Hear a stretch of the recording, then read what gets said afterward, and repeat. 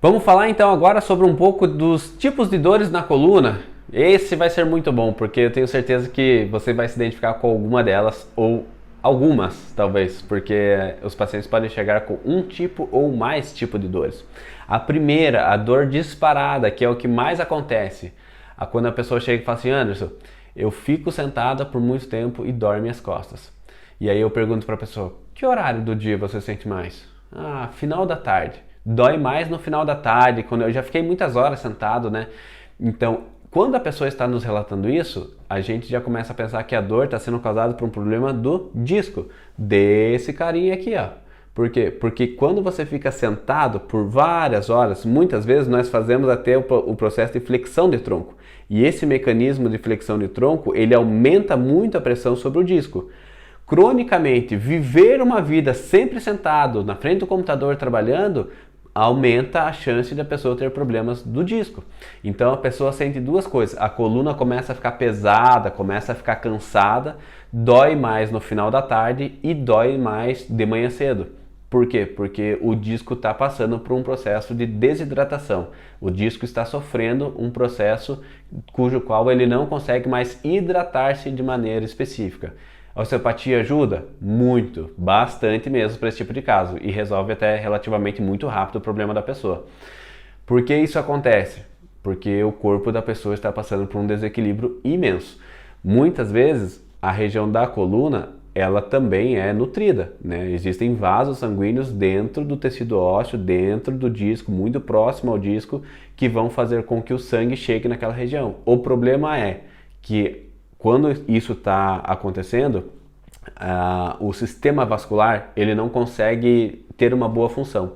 Então é aquela pessoa que a sensação do peso, das costas pesadas, é porque o sangue está começando a ficar estagnado na região da coluna e não consegue sair dali. Então existem técnicas específicas para a gente trabalhar essa parte vascular da coluna, dar mais condições para que o retorno venoso flua de maneira melhor, para que a pessoa comece a sentir as costas mais leves novamente. E daí, lógico, né, existem algumas orientações, tem que reavaliar a pessoa como um todo, tá bom? Outro tipo de dor que é muito comum, dores da artrose da coluna, a bendita da artrose. Quando que eu sei que eu tenho artrose? Só quando eu vi na imagem que tem um biquinho de papagaio, que o médico me falou que eu tenho artrose da coluna, e agora? É condenação pro resto da vida, vai ser assim e não tem mais o que possa ser feito. Logicamente não. Tem muita coisa para se fazer num processo de artrose. Quando que eu sei que a pessoa tem artrose? Ela diz assim para mim: ó, olha, Anderson, minhas costas doem de manhã cedo. Quando eu vou levantar, eu preciso levantar meio devagar, assim, sabe? Porque eu sei que, nossa, eu tenho que ir devagar, porque eu sinto que minhas costas é meio rígida, meio dura. Mas eu levanto, caminho um pouquinho, assim, 10, 15 minutinhos, levanto, vou tomar meus cafés, volto e tal, e acabou o problema. Eu não tenho mais a dor. Às vezes eu me abaixo de um mau jeito ali e tal. Aí você começa a pensar que essa pessoa pode ter artrose. Por que que dá artrose na coluna?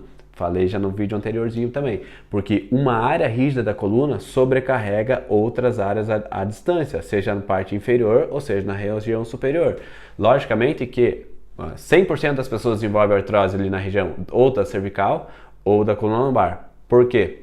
Porque é a região que tem mais pressão na coluna, é a região onde o corpo exerce mais pressão.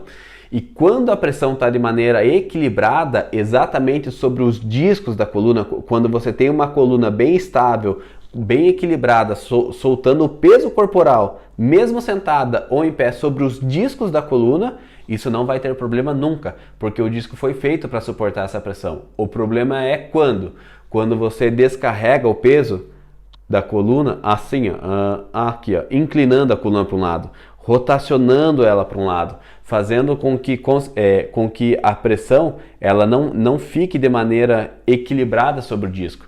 Então, esse descarregar de peso de maneira inclinada e girada muitas vezes é o que provoca cisalhamento, provoca microfissuras no disco e, consequentemente, vai danificando não só o disco, né, mas também as próprias cartilagens da coluna, porque às vezes a pessoa vai chegar com o centro de gravidade sendo tracionado todo para trás. Então, olha o que acontece nas articulaçõezinhas bem aqui na minha mão.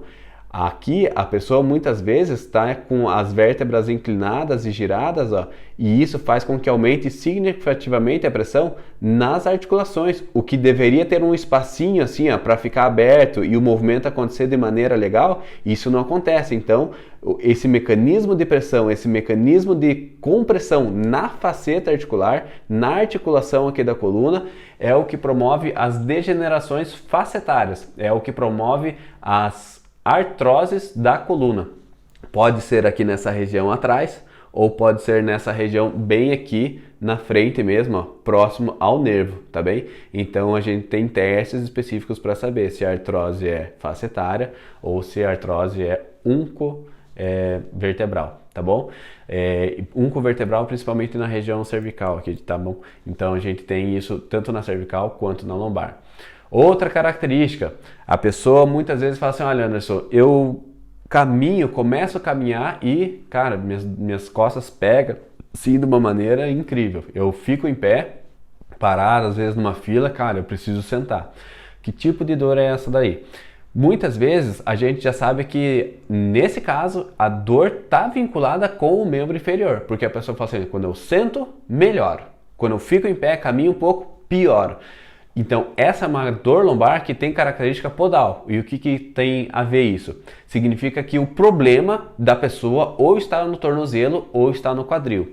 E aí, muitas vezes, a pessoa começa a ter uma discrepância de membro muito grande quando ela fica em pé. Então, quando ela fica em pé, há um desequilíbrio muito maior da pelve. Quando ela senta, isso se anula e, consequentemente, a dor diminui. Então, sentado, a pessoa tem um equilíbrio da coluna melhor. Em pé, a pelve torce muito, faz com que o mecanismo todo de músculo esquelético e principalmente ligamentário que tem aqui nessa região entre o sacro e ilíaco aqui, ó, que é uma região que nós chamamos de região sacroilíaca, essa é uma região que tem muitos ligamentos. Então pensa num tecido que fica completamente estirado, provocando dor, porque os ligamentos eles podem ter muitos receptores de dor. Então é uma dor em queimação assim que a pessoa não suporta ficar em pé, sentada ou em pé, lavando uma louça, fazendo uma coisa que queima as costas, ela fala assim, não suporto, eu tenho que parar, tenho que sentar.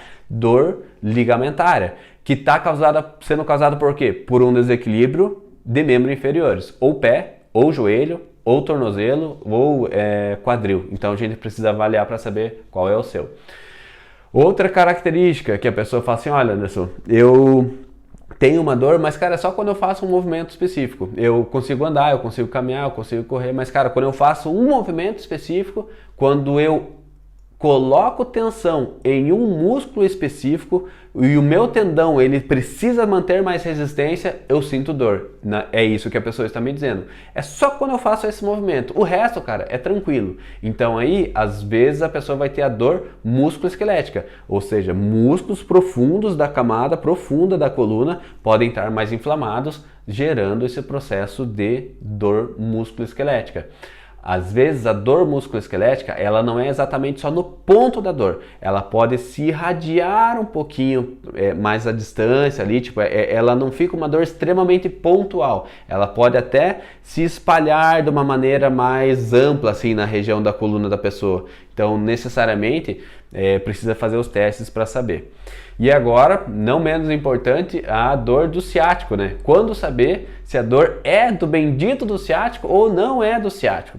Primeiro que tem testes para ser feito, mas normalmente a pessoa chega e fala assim, olha Anderson, eu tive uma crise de dor muito intensa, muito forte, tive que passar por um médico, eu tomei remédio, tal, e foi constatado que eu tenho uma hérnia de disco lá, fiz a ressonância e tenho a bendita da hérnia de disco. Ok, mas e o que você sente hoje? Olha, eu sinto uma dor aqui que vem por trás da minha coxa, pega na região do bumbum, bem aqui do lado, aqui e tal, e vai para baixo, cara, e vai lá na sola do pé. Esse é um tipo de dor, muitas vezes, que você já começa a pensar no trajeto do nervo ciático. O que está associado junto com isso? A incapacidade, quando você faz o teste de tensão neural, que você faz o quê? Você põe tensão sobre o nervo, vai repercutir um sintoma muito desagradável, a pessoa vai sentir um pouco de desconforto por trás da coxa. Muitas vezes a pessoa vai falar, ó, está amortecido e em alguns casos mais graves tem a perda de força. Então a pessoa fala assim, olha, eu às vezes parece que minha perna fica fraca e eu vou cair. Então eu tenho que ficar meio esperto para me segurar, porque senão eu posso cair a qualquer momento. Então o trajeto do nervo ciático ele precisa ser examinado, entendeu? Para saber se realmente a pessoa é problema do ciático ou não. Vamos falar bem rapidinho sobre a bursa trocantérica. A bursa trocantérica, ela é uma dor que daí já tem muita relação com a parte do membro inferior, porque aqui nós vamos ter o fêmur, né? Nessa região, aqui vindo para baixo. E as pessoas têm muitas dores na bursa trocantérica e acham que é da coluna. E como que eu sei que muitas vezes não é? Preciso fazer o teste para comprimir a bursa para ver se a pessoa fala assim, ó, é essa daí minha dor, é isso daí que me incomoda. Muitas vezes a bursa ela afeta a pessoa ou dá características de sintoma quando a pessoa fica deitada de noite, no quietinho, repousando, fala, mas eu não fiz nada, gente. É só ficar paradinho de noite, na hora de dormir, que a bursa começa a incomodar. É porque fica deitado de lado? Não. É porque à noite as dores inflamatórias, principalmente da bursa, exacerbam bastante. Ou seja, a bursite em geral, quando você está andando, caminhando, se mexendo, ela não te dói tanto. O problema é quando você para, quando você chega à noite, quando você fala assim, nossa, agora eu quero descansar.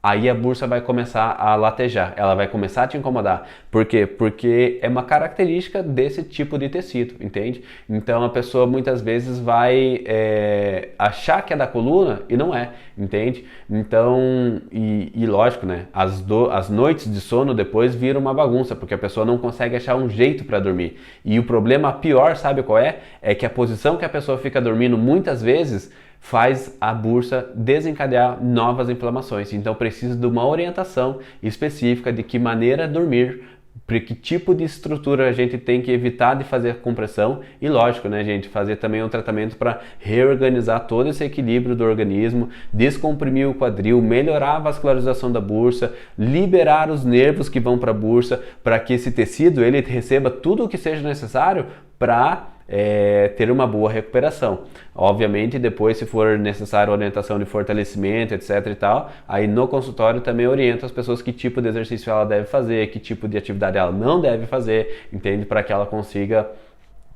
chegar num sucesso de tratamento de maneira rápida, sem que ela precise ficar anos fazendo um tratamento, tá bom? Então, fica aí algumas dicas para vocês. Se vocês se identificaram com alguma delas, manda aí pra mim.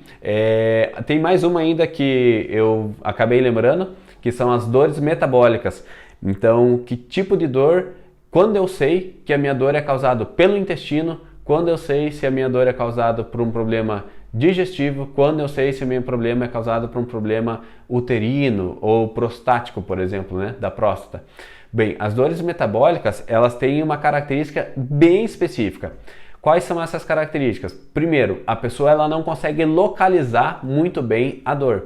Então, quando ela não consegue, ela fala assim, olha, eu não sei, cara, eu sei que fica ali a dor meio que diretão, tá sempre ali. Se eu sento não melhoro, se eu ando não melhoro, se eu deito, cara, a dor não muda. E assim, não é aquela dor que a pessoa fala assim, ó, eu não consigo me abaixar, não consigo me abaixar. Não é essa característica. A pessoa ela consegue fazer tudo. Ela corre, ela vai para academia, ela anda, ela faz os esportes. Só que tem sempre um incômodo na coluna que ela não sabe dizer muito bem onde é e, consequentemente, ela também não consegue achar uma maneira melhor de tratar, porque assim, nada que ela faz muda. Inclusive, se ela toma remédio, não adianta. Talvez ajude a melhorar um pouco quando ela caminha um pouco mais, faz um pouco mais de atividade aeróbica. E o que leva a pessoa a ter isso? Os problemas intestinais, as aderências abdominais, mulheres que fazem cirurgias de cesárea, mulheres que fazem cirurgias estéticas, homens que também possam ter passado por cirurgias abdominais como hernia inguinal, como problemas de vesícula, né, que a pessoa fez uma cirurgia que é a colecistectomia, fez uma operação da vesícula, fez um procedimento na parte digestiva ou ainda acabou fazendo uma cirurgia para hérnia de hiato e hoje a pessoa tem dor nas costas. Mas por que isso tem a ver? Porque o tecido mole, as fáscias, começam a ser repuxadas como se fosse uma meia calça. Se eu pegar o exemplo de uma meia calça aqui e começar a tracionar a meia calça, isso vai implicar tensões diretamente na região da coluna. E esse mecanismo, ao longo de um tempo, causa um estresse tremendo para a estrutura, pro nervo, pro tecido mole. E aí a pessoa fica com essa característica de dor. Aonde é mais comum? Na lombar acontece? Acontece. Mas é muito comum na região das escápulas, tanto do lado direito quanto do lado esquerdo. E isso, consequentemente, está muito vinculado com alterações diafragmáticas, com problemas do músculo da respiração e com cirurgias abdominais. Então, se você tem alguma coisa disso que eu falei para você, eu espero que possa ter ilustrado um pouco mais, e você precisando de algum atendimento, eu estou à tua disposição e fica o meu contato aí também para você se você quiser tirar alguma dúvida, tá bem? Obrigado, um grande abraço e até a próxima.